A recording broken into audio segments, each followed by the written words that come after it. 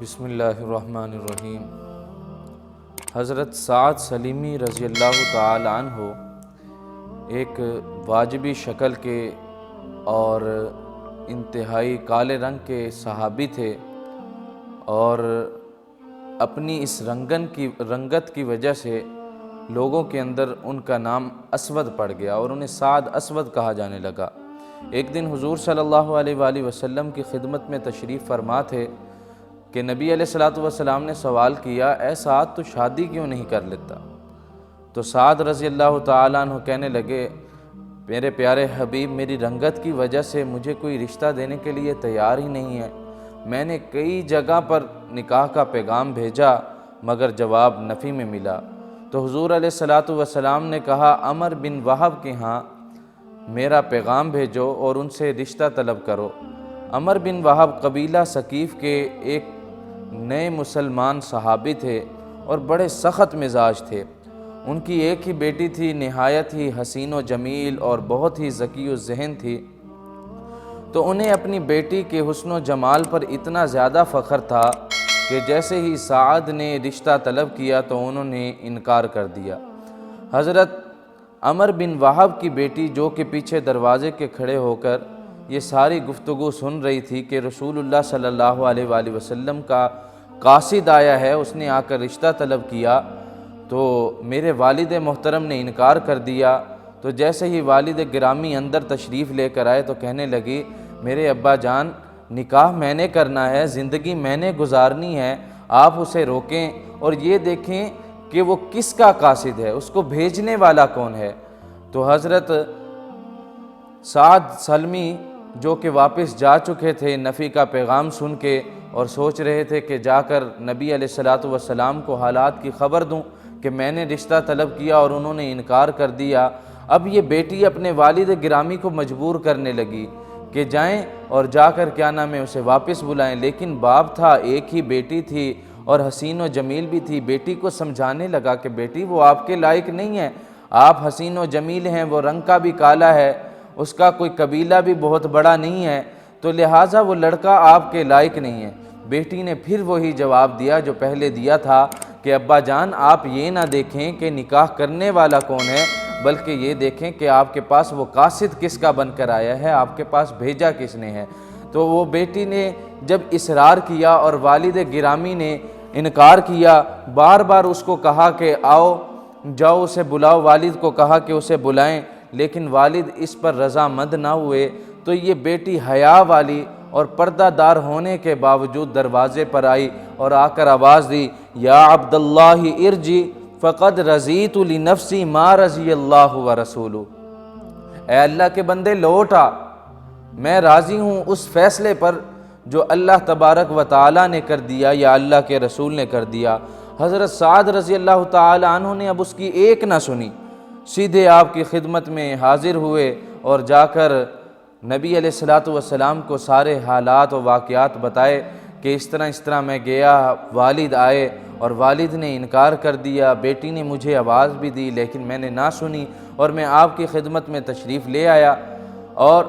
اب وہ بیٹی والدین پر زور لگانے لگی کہ آپ جائیں اور رسول اللہ صلی اللہ علیہ وآلہ وسلم سے معافی بھی مانگیں اور جا کر کہیں کہ میری بیٹی راضی ہے، کیونکہ اللہ تبارک و تعالی نے قرآن کریم کے اندر فرما دیا ہے، وَمَا كَانَ لِمُؤْمِنٍ وَلَا مُؤْمِنَةٍ اِذَا قَضَى اللَّهُ وَرَسُولُهُ أَمْرًا أَن يَكُونَ لَهُمُ الْخِيَرَةُ مِنْ أَمْرِهِمْ، کہ جس کا فیصلہ اللہ نے یا اس کے رسول نے کر دیا، کسی مومن کے لیے یہ اختیار نہیں ہے کہ اس کے اوپر عمل درآمد نہ کرے۔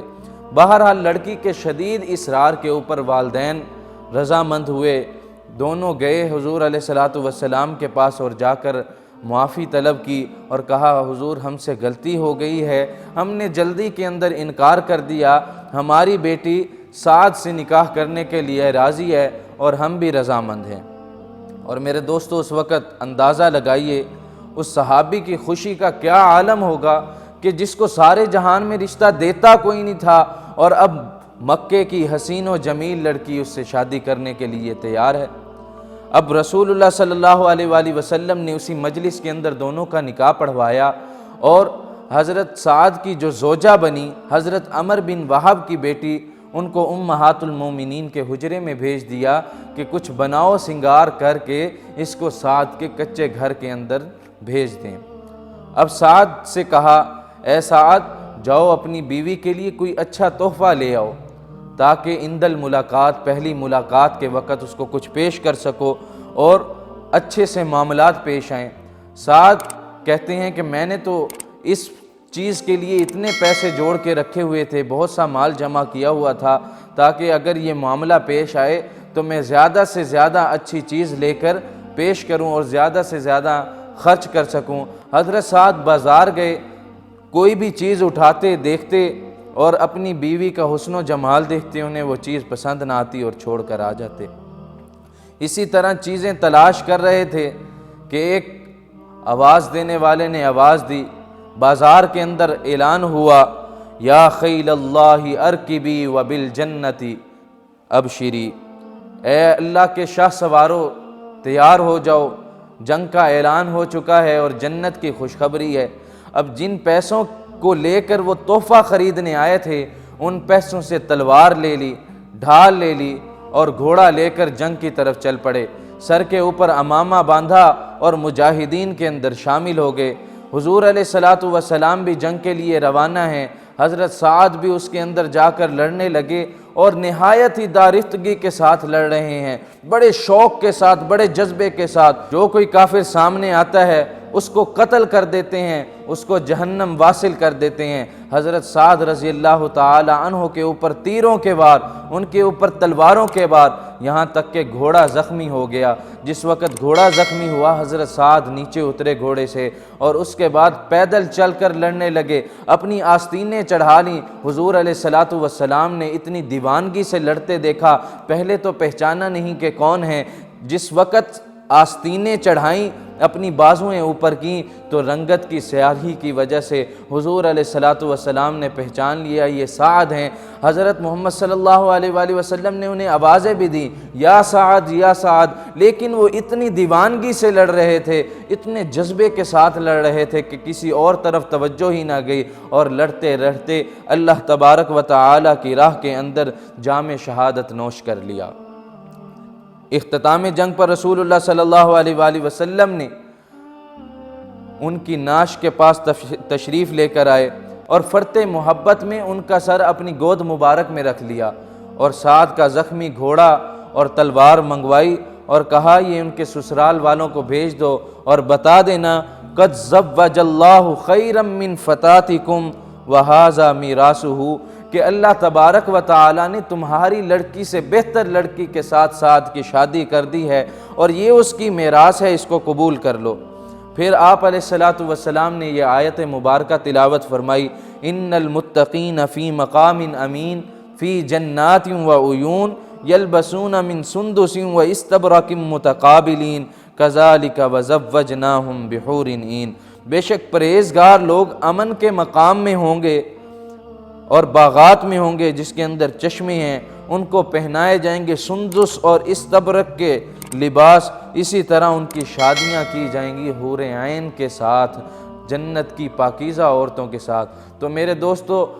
اپنے آپ کو قربان کرنا ہے، اپنی نفسانی خواہشات کو قربان کرنا ہے، اللہ کے نبی کے فیصلوں پر، اللہ کے نبی کی سنتوں کے اوپر اپنی زندگی کو گزارنا ہے۔ تو جس طرح حضرت سعد رضی اللہ تعالی عنہ نے